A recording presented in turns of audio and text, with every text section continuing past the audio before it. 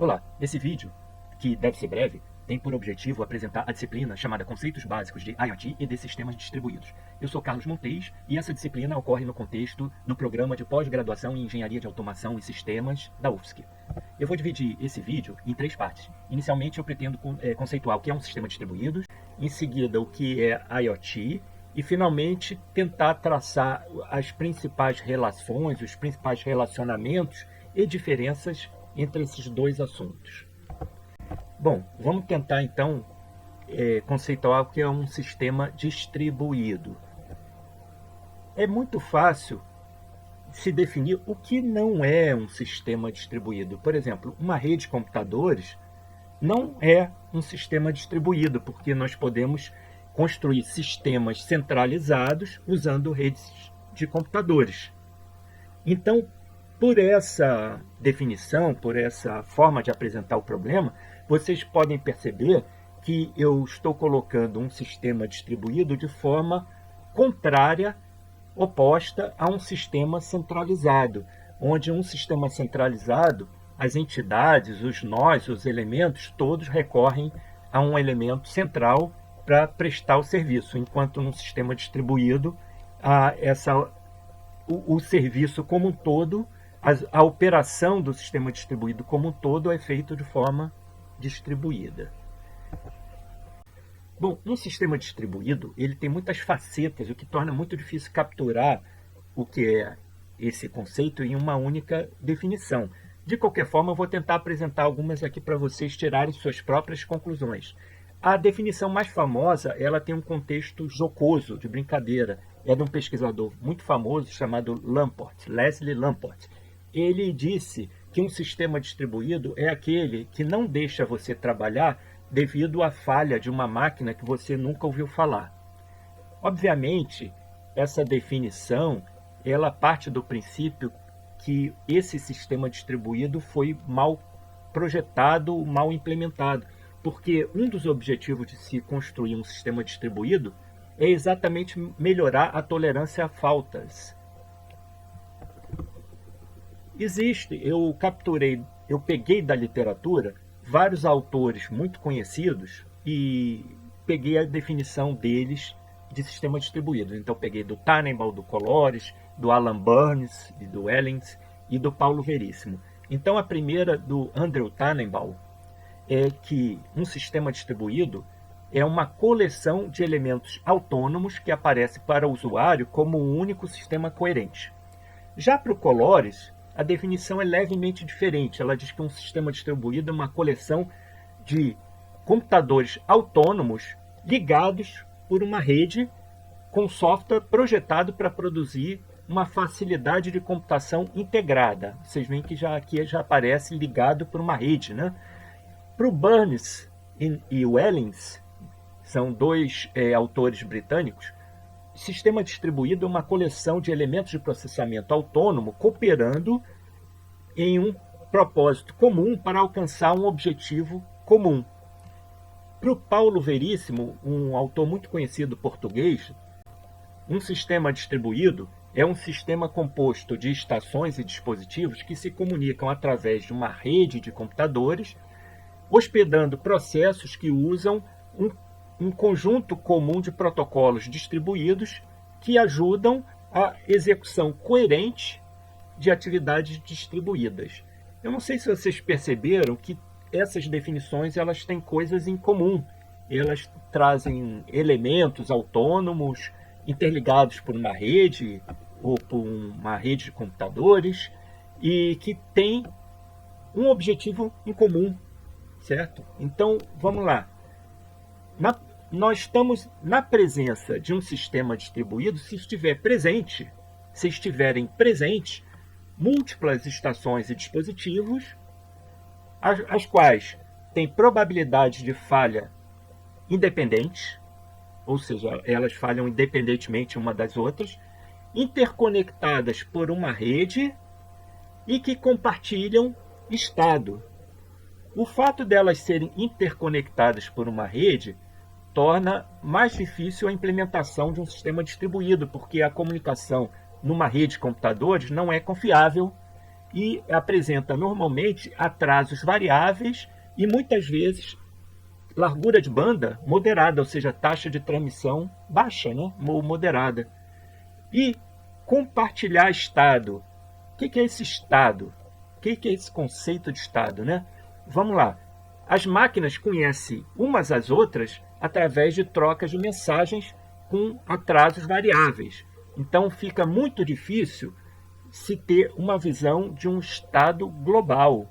Novamente aparece a ideia de estado. Então, o que é um estado de um sistema distribuído? Cada nodo, cada estação, componente do sistema distribuído tem seu próprio estado local, que descreve as condições individuais do nodo. Por exemplo, os valores que estão nos buffers, as variáveis locais, o que está na fila da comunicação, da interface de rede. Então, cada elemento tem seu estado local. O estado global é um conceito que é a ideia da agregação do conjunto de estados locais dos componentes do sistema distribuído, num dado ponto de tempo. Ou seja, seria a representação unificada do sistema inteiro, e o qual é muito importante se saber para o funcionamento correto de todo o sistema distribuído. Só que é muito difícil, para não dizer que é impossível, se obter o estado global do sistema. Quando nós estamos compartilhando os estados, quando os elementos do sistema distribuído estão compartilhando o estado, existe essa dificuldade intrínseca de determinar a ordem dos eventos e avaliar o estado global. Por quê? Dois participantes, dois elementos do sistema distribuído podem ter diferente percepção da evolução do sistema. A gente chama isso de uma ordem parcial de eventos. Não é garantido que eles possam, de uma forma precisa, determinar o estado global do sistema. Quer dizer, não é possível ter uma visão instantânea do sistema, capturando o estado de cada elemento, de cada processo e o estado de cada canal de comunicação, as mensagens que ainda estão em trânsito. Então, essa é a grande dificuldade de se construir um sistema distribuído, é a determinação do estado global do sistema. Foi dito que o sistema distribuído ele pode ser caracterizado simplesmente por ser oposto a um sistema centralizado. Então eu fui na literatura e peguei algumas características que normalmente sistemas centralizados apresentam e que normalmente sistemas distribuídos apresentam. Então, sistemas centralizados, normalmente, eles têm componentes que não são autônomos. Já no sistema distribuído, os elementos são autônomos. Um sistema centralizado, constantemente, ele é construído com tecnologia homogênea. Isso não é obrigado a ser, mas normalmente, se você tem um computador, uma estação, você tem, às vezes, o mesmo elementos do mesmo hardware, do mesmo fabricante, o software do mesmo desenvolvedor. Já no sistema distribuído, aí a tecnologia é heterogênea, aí sim domina o fato da heterogeneidade das linguagens que construíram o software, dos programadores que construíram, que desenvolveram o sistema, do próprio hardware. Então, isso normalmente é uma característica do sistema distribuído, essa heterogeneidade. Num sistema centralizado, múltiplos nós compartilham os recursos de um sistema centralizado. Aliás, eu tentei caracterizar isso nessa figura que ela tentou representar, que tem um sistema centralizado que está compartilhando os recursos dele. Já no sistema distribuído, os processos executam de forma concorrente. Num sistema centralizado, lembrando aquela figura que eu acabei de mostrar, ela tem um único ponto de falha, porque se aquele sistema central falha, o sistema todo cai. Já num sistema distribuído, existem vários pontos de falha, múltiplos pontos de falha. Mas um sistema distribuído bem feito, isso não vai ser um problema. Um sistema distribuído mal feito, sim, Aí pode cair no caso da definição do Leslie Lamport, né, de você ter um problema numa máquina que você nunca ouviu falar e cair o sistema. Mas a ideia é que a gente construa sistemas distribuídos onde a falha de um elemento, ele no máximo degrade o sistema, mas ele continue a funcionar. Existem questões que são transversais a um sistema distribuído. Por exemplo, obrigatoriamente nós vamos ter comunicação e coordenação. Os elementos, os processos de um sistema distribuído, eles se comunicam e muitas vezes precisam se coordenar. Às vezes tem ordem, às vezes tem relações de exclusão. Se um está acessando um recurso, o outro não pode acessar. Então eles precisam se comunicar e se coordenar. A gente vai ver isso ao longo da disciplina. Existe o problema de security e safety. Na língua portuguesa, esses dois termos muitas vezes são traduzidos para segurança, mas são conceitos separados, né? Security pode ser traduzido às vezes para proteção de dados, né? Então, são questões que são primordiais em um sistema distribuído, principalmente porque os elementos se comunicam através de uma rede, e as quais podem sofrer ataques, invasões, as mensagens podem ser bisbilhotadas, né? Então existe esse problema exacerbado, agravado no sistema distribuído. A questão de tolerância a faltas, conforme eu já conversei com vocês, como existem múltiplos pontos de falha, é necessário abordagens que garanta que, se ocorrer a falta ou ocorrer um problema num elemento, o sistema continua a executar, certo? A falha individual de um elemento de um sistema distribuído não pode gerar a falha do sistema distribuído. Então existe uma disciplina que é estudada, tem vários pesquisadores que estudam esse assunto. E tempo real é uma questão que nem todos os sistemas distribuídos apresentam, mas serve para exacerbar o problema, que é o seguinte: muitos sistemas distribuídos apresentam deadlines, prazos. Eles precisam concluir a sua tarefa dentro de prazos, senão elas falham. Então existe essa área de estudo chamada sistemas de tempo real, que muitos sistemas distribuídos apresentam, e é muito complicado se conseguir atingir um sistema distribuído, conseguir construir um sistema distribuído correto e que atenda a todas essas questões que são transversais aos sistemas distribuídos. E é bom que se diga que também existem num sistema centralizado, mas muitas vezes são mais fáceis de se atender num sistema centralizado do que num sistema distribuído. Para falar de um sistema distribuído, eu elenquei aqui alguns marcos no tempo, né? Então, o ARPANET, a rede que deu origem à internet, ela surgiu no início dos anos 1970. A rede Ethernet, a rede cabeada, que é a rede de escritório que a gente usa muito por aí, ela também foi em meados dos anos 1970. Já mais para o final dos anos 1970, foi definido a arquitetura de referência OSI, o modelo OSI da ISO.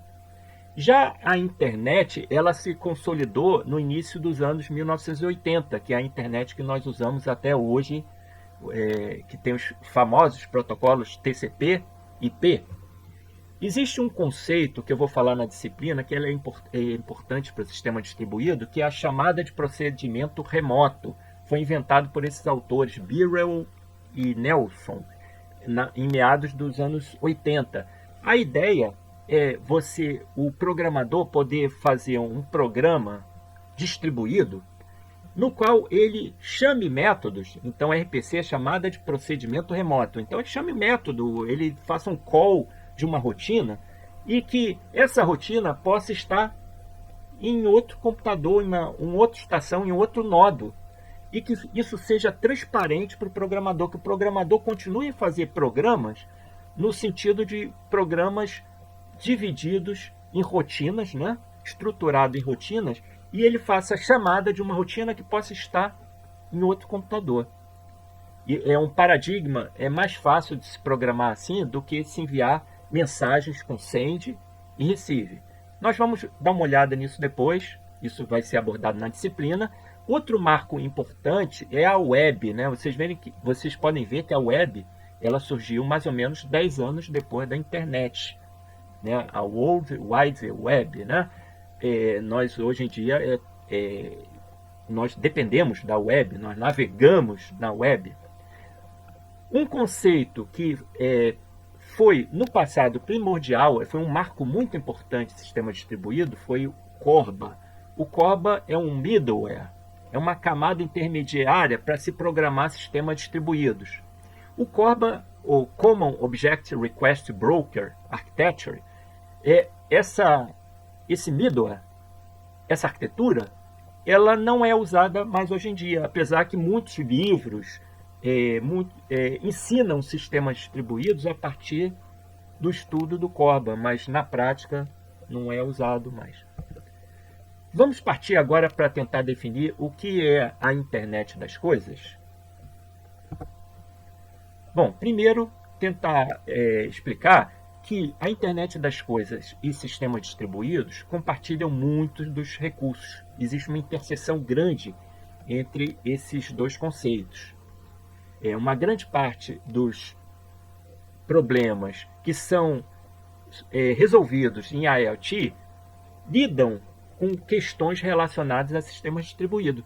No entanto, boa parte também dos problemas de IoT são centralizados. Por exemplo, algoritmos que são internos a dispositivos, internos aos sensores, aos atuadores, algoritmos que estão na nuvem, por exemplo, aprendizagem de máquina, machine learning, são problemas normalmente centralizados. Tá? Mas, de qualquer forma, é importante vocês se darem conta que existe muita interseção. Agora, o que é IoT? IoT é um assunto muito amplo e que, se vocês forem entrevistar várias pessoas e perguntarem como é que elas definem IoT, como é que elas enxergam IoT, vocês vão descobrir que elas podem ter pontos de vista diferentes. Por exemplo, existem pessoas que estão interessadas em protocolos de comunicação, como é que ocorre os protocolos de comunicação, redes que interligam os elementos de IoT. Rede LoRa, 5G, I3E 802.15.4, Zigbee, Thread, existe uma rede de domótica chamada Thread. Então, assim, tem gente que enxerga IoT sob o ponto de vista de comunicação. Tem gente que enxerga IoT sob o ponto de vista dos dispositivos e dos sistemas operacionais. Então, enxerga sistemas operacionais embarcados, FreeRTOS, como é que um sistema operacional pode ser embarcado em dispositivos com baixa capacidade de memória, né, baixo processamento. O pessoal chama isso de low footprint. Então, tem gente que enxerga sob esse ponto de vista. Aqui também tem gente que investiga o problema de recuperação de energia, já que boa parte dos dispositivos de IoT são alimentados energeticamente por baterias. Então, existe, por exemplo, pesquisadores que investigam energy harvesting, como recuperar energia. Tem gente que enxerga IoT sobre o ponto de vista da ciência de dados. Isso aqui, hoje em dia, boa parte da comunidade de IoT olha a IoT sob esse ponto de vista de ciência de dados, porque a IoT ela gerou uma quantidade gigantesca, desde que o IoT começou a se consolidar, uma quantidade gigantesca de dados. Fala-se hoje em dia de bilhões de dispositivos IoT, contabilizando os smartphones, né, que as pessoas levam na mão, né, e outros dispositivos de IoT. Então existe uma quantidade muito grande de dados, então tem gente que estuda a ciência de dados, aprendizagem de máquina, como filtrar dados, como descobrir eventos a partir de dados. Então tem uma comunidade muito grande que enxerga a IoT sob esse ponto de vista. Os principais marcos de IoT eu tentei também trazer aqui. Vocês veem que, sob o ponto de vista de ciência de dados, o aprendizado de máquina é um conceito muito antigo. Ele foi cunhado o termo, né? O termo foi inventado já nos anos 1950, no final dos anos 1950, aprendizado de máquina. O RFID, que deu inclusive origem à primeira definição de IoT, é dos anos 1970, 50 anos, mais de 50 anos atrás, né? E em 1980 surgiram os protocolos da internet, que são conhecidos como TCP/IP, porque são os dois principais protocolos da internet, né? Antes dos anos 1990, surgiu um conceito que é a computação ubíqua e pervasiva, que, vou dizer para vocês, é o pai e a mãe de IoT. Esse conceito ele é anterior ao IoT e eu vou falar sobre ele ao longo da disciplina, tá? A cloud, que é fundamental hoje para a questão de ciência de dados e para armazenar dados, para tratar dados, também é dos anos 1990.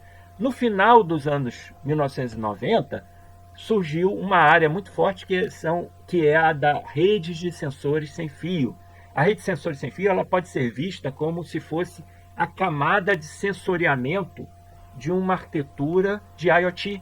É a camada que está mais próxima do evento, monitorando os eventos. E, finalmente, no final dos anos 90, início dos anos 2000, foi cunhado o termo Internet das Coisas. Essa figura aqui, ela mostra o marco do tempo de 1970 até mais ou menos os dias de hoje, alguns conceitos e tecnologias que são importantes, que foram importantes e que são importantes até hoje para o IoT. Se vocês forem olhar, estão divididas em protocolos de comunicação industrial.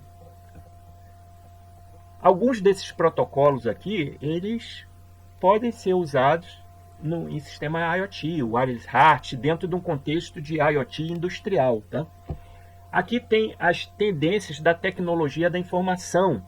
E conforme eu falei para vocês, a computação ubíqua, ela foi pai e mãe dos sistemas de internet das coisas. A gente vai conversar sobre isso depois com vocês. Existe um conceito que é relacionado, que são dos sistemas ciberfísicos. A indústria 4.0 e a internet industrial é bem importante para a IoT industrial, que é chamado IoT, né? É a internet das coisas industrial. Essa divisão aqui, ela mostra sobre o ponto de vista da internet móvel, dos protocolos de internet móvel. Então, 2G, 3G, 4G. E é importante dizer que a partir do 4G até chegar hoje em dia o 5G, o 5G está convergindo muito com as redes de computadores. Ela está já se aproximando muito com as redes de computadores. Então, existe 5G indoor, muito interessante, é uma tecnologia muito interessante para se implementar sistemas IoT industriais.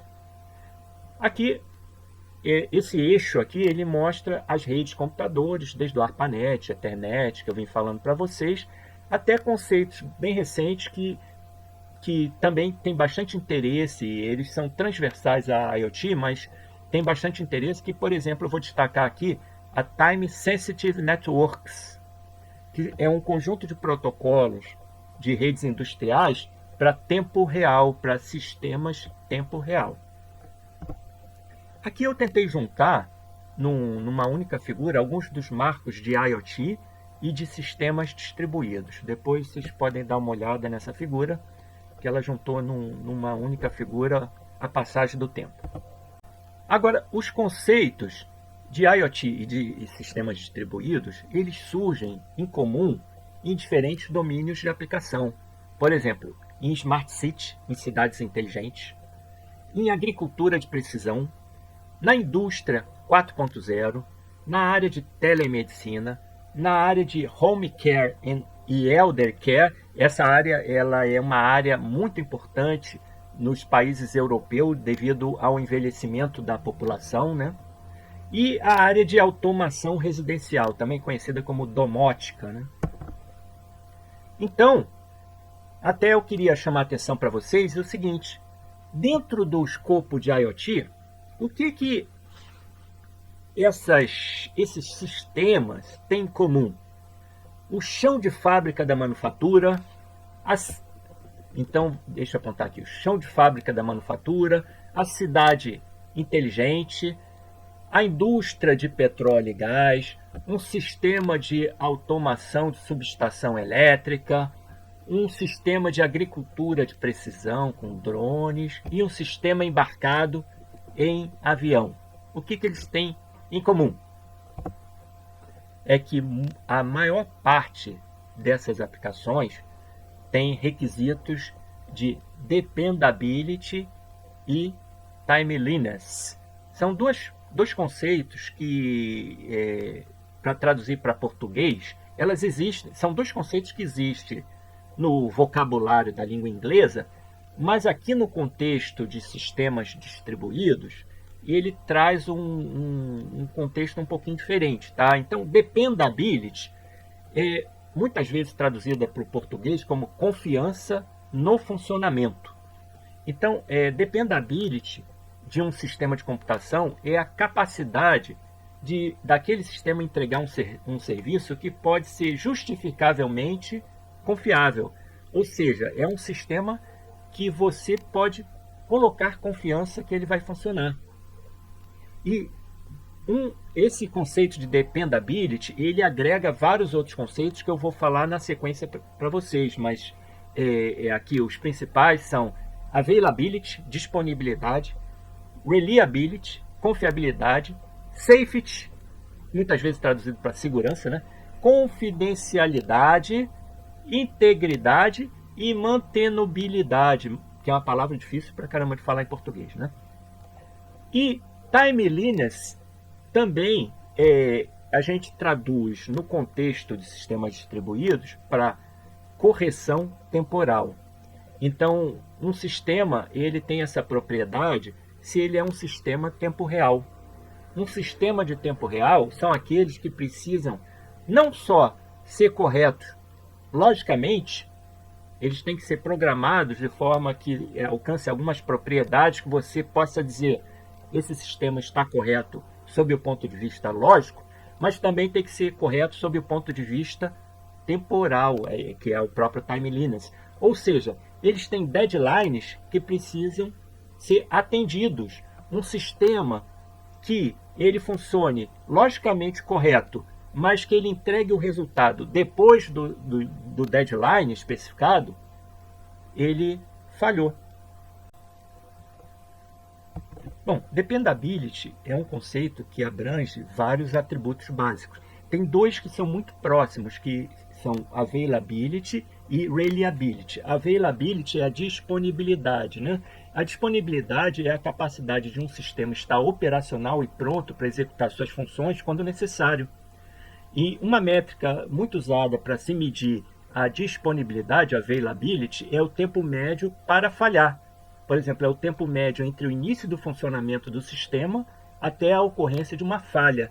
Já reliability, ou confiabilidade, ela se refere à capacidade de um sistema funcionar sem falhas ao longo do tempo. Ou seja, a probabilidade de um sistema estar operacional durante um determinado período de tempo, que não leva em consideração as ações de reparo. Uma métrica muito usada para se medir a confiabilidade é a taxa de falhas, que é a taxa que o sistema falha em um determinado período de tempo. Bom, outros atributos de dependability são safety, que a gente traduz para português normalmente como segurança, né? Que é o atributo relacionado à ausência de falhas catastróficas. Confidencialidade, que é a ausência de divulgação não autorizada de informação. Integridade, que é a ausência de alterações no sistema de forma imprópria. E mantenibilidade, que é a habilidade do sistema poder sofrer reparos e modificações, né? Então aqui eu coloquei alguns desafios para se alcançar esses atributos de dependability. Existem vários desafios para um sistema de IoT e um sistema distribuído ideal, que é o desafio concorrência, e nós vamos olhar isso ao longo da disciplina, programação concorrente, nós vamos ter uma aula sobre isso, security, proteção, escalabilidade, tolerância a faltas, tempo real, heterogeneidade, e existe um conceito chamado transparências de distribuição, que nós vamos olhar isso, e o conceito de openness, interfaces abertas. Vamos ver rapidamente cada uma delas. Então, falando do desafio da heterogeneidade, né? Onde é que está? Está aqui, ó, heterogeneidade. A heterogeneidade ela surge num sistema distribuído devido a uma variedade, a diferença de suporte de rede, hardware, software, sistemas operacionais, linguagem de programação, os próprios programadores que desenvolvem os códigos.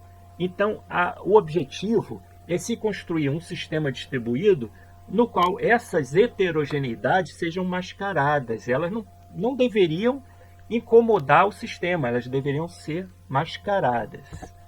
O desafio security, segurança, né, proteção, security costuma ser dividido em 3 subcomponentes: confidencialidade, integridade e disponibilidade. Então vamos olhar, nós vamos ter uma aula sobre isso na nossa disciplina, tá? Então confidencialidade é a proteção contra a divulgação não autorizada e de informações, né? Integridade é uma proteção contra alteração ou tentativa, né, de corromper o sistema. E a disponibilidade é a proteção contra a interferência de forma que o sistema não se torne disponível, um usuário tente acessar e não consiga acessar os recursos do sistema. Então, o desafio, principalmente quando nós estamos tratando de um sistema distribuído e, como consequência, trocando informações na rede, é enviar informações sensíveis, né, informações que têm caráter sensível, numa rede de maneira segura. O desafio openness. Openness é uma palavra que tem a ver com interfaces abertas. Os padrões eles podem ser divididos em padrões públicos ou abertos versus padrões privados ou proprietários. Então a gente quer padrões abertos. As interfaces dos componentes do sistema distribuído precisam ser padronizados e publicados de forma que facilite a implementação de um sistema distribuído. Se alguém pegar a interface e resolver implementar um elemento do sistema distribuído, que ele consiga, devido à interface aberta e publicada. Então isso facilita um sistema ser estendido e ou reimplementado, né? O desafio escalabilidade. Escalabilidade é a propriedade de um sistema escalar, ou seja, crescer. Um sistema funcionar para 1, para 10, para 100, para 1000, para 10 mil usuários ou elementos. Então, um sistema é escalável se ele permanece efetivo quando o número de usuários e recursos aumenta. É um desafio muito grande você controlar a perda de desempenho à medida que a escala aumenta. Você também tem que evitar que os recursos deixem de serem oferecidos para os usuários devido a um aumento na escala. E você tem que evitar gargalos, né, de desempenho no sistema. Um sistema mal configurado ele não é escalável porque muitas vezes tem pontos de gargalo. A gente sabe, fazendo uma comparação, a gente sabe que todo sistema ele é tão fraco quanto o elo mais fraco dele. Então, você tendo um sistema distribuído onde você tenha um gargalo, onde haja um congestionamento, onde haja atrasos muito grandes para responder, é um problema que precisa ser resolvido, é um problema de escalabilidade que precisa ser resolvido. O desafio tolerância a faltas, muitas vezes na maioria das vezes chamado para tolerância a falhas. Eu chamo tolerância a faltas. Falhas são muito comuns num sistema distribuído. São mais comuns do que num sistema centralizado. E a gente quer que esse sistema distribuído falhe de forma parcial, que a falha não derrube todo o sistema, certo? O lidar com falhas inclui detectar a falha, às vezes é impossível, tá?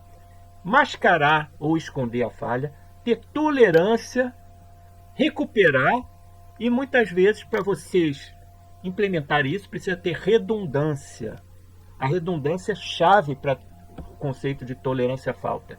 Nós vamos ter uma ou mais aulas sobre esse assunto durante o curso. O desafio concorrência.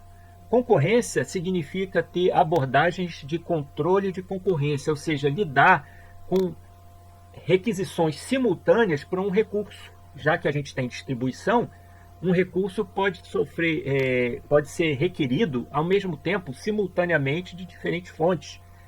A gente pode precisar, por exemplo, de mecanismos para sincronizar o acesso a um recurso compartilhado. Então existe o mecanismo semáforo. Nós vamos olhar isso aí, semáforo, mutex. Os recursos compartilhados precisam ter correção dentro. O acesso aos recursos compartilhados precisam ser feito de forma correta no ambiente concorrente. E a gente precisa evitar deadlocks, que são bloqueios. A partir do momento, bloqueios mortais, né? A partir do momento que a gente usa mecanismos como semáforos e mutex, pode ocorrer deadlocks. Então isso é um grande desafio. O desafio transparência, tá? Então aqui, ó, se vocês lembrarem, o desafio transparência. Transparência, ele envolve várias transparências, vários tipos de transparência. A ANSA, a organização ANSA, no final dos anos 80, ela identificou 8 formas de transparência e definiu num documento. Então existe transparência de acesso, de localização, de concorrência, replicação, falha, mobilidade, desempenho e escala. Vamos olhar brevemente cada um desses desafios. O que são essas transparências? É que num sistema distribuído, muitas vezes, quando um elemento requisita um serviço, quem atende o serviço distribuído, quem atende aquela requisição ao sistema distribuído, pode ser um elemento que esteja local ou pode ser remoto. E um dos objetivos da transparência de acesso é você ter um método em comum. Você não tem um método diferente. Se for um acesso local, vou chamar dessa forma. Se for um acesso distribuído, vou usar outra forma. Transparência de localização. Ela é parecida com transparência de acesso, mas não é a mesma coisa, tá? A transparência de localização, ela já diz respeito que um programador ele nem quer saber a localização de quem está atendendo a requisição, qual o objeto, se ele está local, se ele está remoto, se ele está do outro lado do mundo. E eu preciso falar para vocês que muitos sistemas distribuídos não gostam de transparência de localização, porque normalmente um objeto que esteja remoto, eles têm uma latência muito grande para responder. Então, às vezes, um sistema distribuído ele quer saber, pelo menos, se é um objeto que está local ou se está remoto.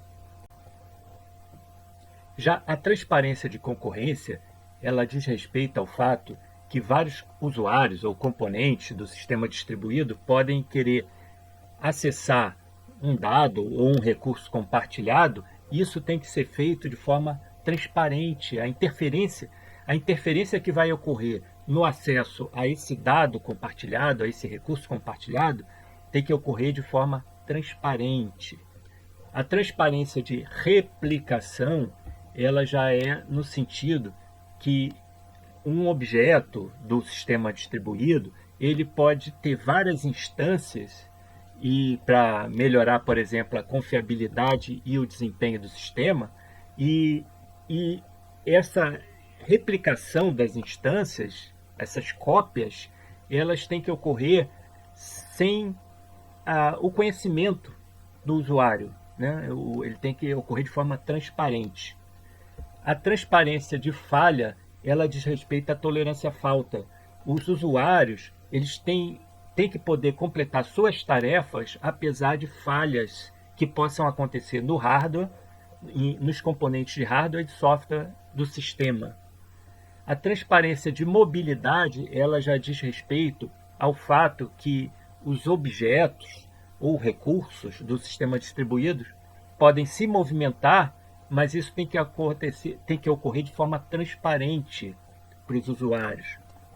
A transparência de desempenho, ela já diz respeito ao fato que o sistema pode ser reconfigurado, pode necessitar ser reconfigurado para melhorar o desempenho, conforme a carga do sistema varia, mas isso também tem que acontecer de forma transparente para o usuário. E, finalmente, a transparência de escala é que o sistema e a aplicação pode expandir em escala sem mudar a estrutura do sistema e os algoritmos da aplicação. Então, tem que ocorrer de forma transparente. Vocês viram que a palavra transparente, na área da engenharia e na área da ciência da computação, ela tem um sentido de opacidade. Quando a gente fala, olha, de forma transparente, é que o usuário não quer enxergar, certo? É uma expressão que é bem conhecida da área. O último desafio é o desafio de tempo real para se construir um sistema de IoT ou um sistema distribuído ideal. Muitas vezes a gente tem que atender deadlines, porque é uma aplicação de tempo real. Então, aplicações distribuídas modernas, elas normalmente têm deadlines para serem atendidos. Por exemplo, aqui estou citando 3, mas poderia citar várias, né? Redes veiculares, são chamados VANETs. Aplicações da indústria 4.0, tem várias aplicações da indústria que têm deadlines associados, e aplicações de monitoramento de desastres também, quando a detecção de um possível desastre, existe deadlines associados para se tomar ações devidas.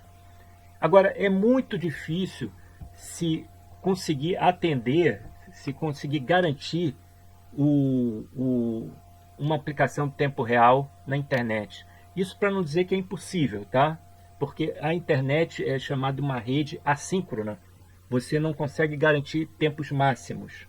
Então, devido à comunicação assíncrona, é praticamente impossível se atender deadlines nesse tipo de contexto. Bom, pessoal, no contexto, então, da disciplina, que nós vamos tratar de internet das coisas, é interessante se focar também o escopo industrial. Então, o escopo industrial IoT é conhecido como Internet das Coisas Industriais, né? IoT. E então, no contexto da indústria 4.0, esse assunto surge e é importante. E esse assunto, ele tem requisitos específicos que precisam ser atendidos, voltados para aplicações críticas na missão, críticas na segurança e time critical, crítica com relação ao tempo, né? Time critical. Sistemas embarcados, sistemas tempo real distribuídos são exemplos, né? E esses requisitos, eles dizem respeito a vários assuntos que vão ser tratados ao longo da nossa disciplina, que de forma, assim, nós vamos olhar sem nos aprofundarmos, né? Programação concorrente, programação tempo real, programação distribuída e programação com segurança, security e safe programming, né?